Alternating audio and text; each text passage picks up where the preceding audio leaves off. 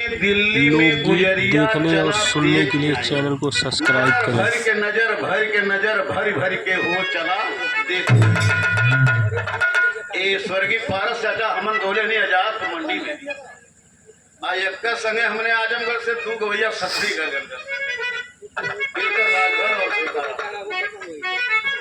तो बसा तुम दिल्ली में नहीं डाला।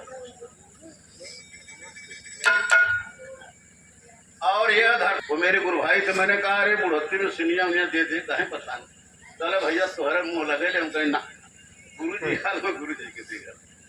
तो बाबा रतन लाल जी का चरण पूजा और पैसियां बोलते रह गए ना आवत आवत जौने समय हम अली वो बेचारे थे, लेकिन उनका लड़का ब्रह्मदेव आज भी उसी तरह सम्मान करता है। रही बात देखिए हमारे विनय कुमार जी कपिल देव जी के पुत्र बहुत बढ़िया, माता रानी सुखी रखें। अच्छा चला था तो हम लोग 2 मिनट हम सुनाई दें।